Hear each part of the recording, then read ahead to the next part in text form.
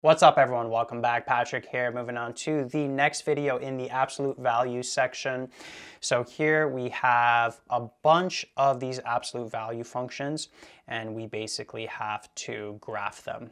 And all of these, they're basically taking that parent function, the absolute value of x. If you remember from grade 11, it basically looks like this, right? And then what we're going to be doing is basically transforming it. And there's only going to be in all of these basically translations left and right with the d value, right? So if you got x minus d, and then also translations up and down, right? If you have the plus c. And this last one, there's going to be a k value, but you'll see what we're going to do is we're going to take out the k value, and you're going to see it's not going to actually affect the function, but we'll get there.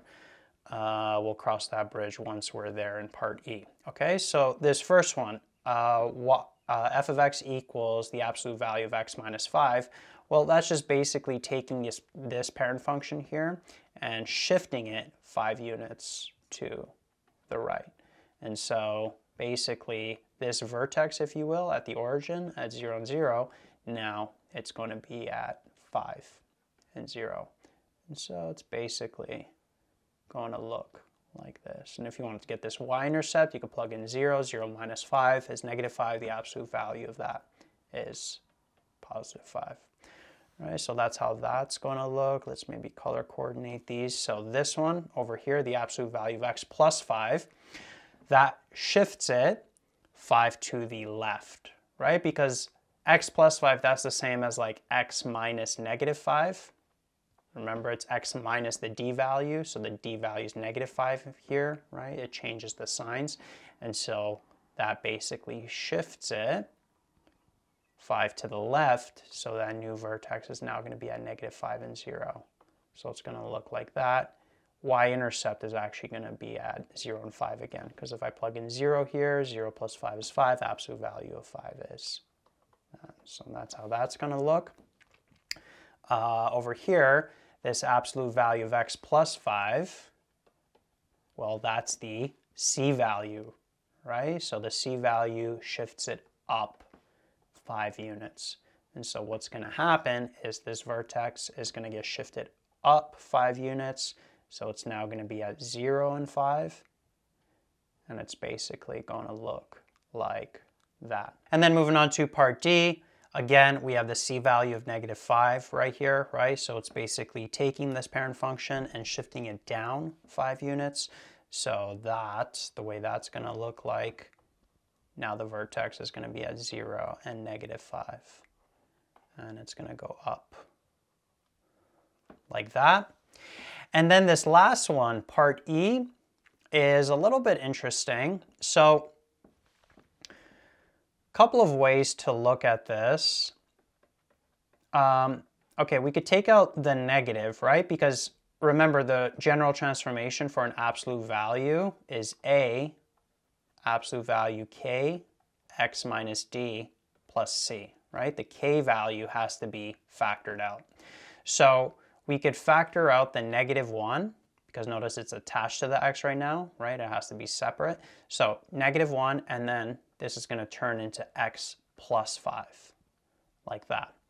Now, if you remember, a k value of negative 1, what it does to a function is it reflects it in the y-axis. But if you think about it for an absolute value function, reflecting it in the y-axis doesn't do anything, right? If it reflects in the x-axis, yes, it is going to change the function because it's going to look like that now. But if you reflect it in the y-axis, basically this becomes this, and then this becomes that, right? So there's actually no effect graphically. And the reason why is because what this is going to simplify to, just in general, if you are multiplying two things in an absolute value, you can separate them. So you could take the absolute value of the first thing you're multiplying times the absolute value of the second thing you're multiplying. So this is like a negative 1 here, right? That's like in its own bracket. So we could rewrite this as the absolute value of negative 1 times the absolute value of x plus 5. Well, what's the absolute value of negative 1? It's just positive 1, right? And so this is just going to end up being positive 1, this whole expression. And so you're just going to end up with the absolute value of x plus 5. And so this and this, they're actually the exact same thing. If you took both of these and graphed them in Desmos, you would notice that you get the same graph. And so if I take this and graph it, well, how is it going to look? We know it got shifted 5 to the left. So this was at -5 and 0. And then it goes up like that.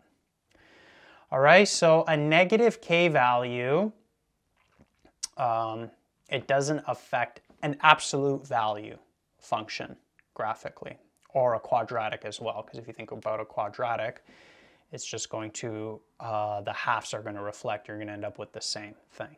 Okay, it's not for all functions. A lot of times the negative k value will have an effect if you reflect on the y-axis, but for an absolute value function in particular, it doesn't have an effect. And you could see it algebraically, you could also see it graphically. Okay, an a value doesn't have an effect. It reflects it in the x-axis, but a negative k value doesn't. All right, and that's basically how all of these graphs look like. And that's a wrap for the video. Hopefully you enjoyed that. If you want to see more videos like this, please go to my website, allthingsmathematics.com. Over there, all of the videos are organized by chapter, by section. If you feel like you need tutoring at any point, you could also hit me up. My contact details are on the website. Enjoy your day, and I'll see you in the next one. Peace out.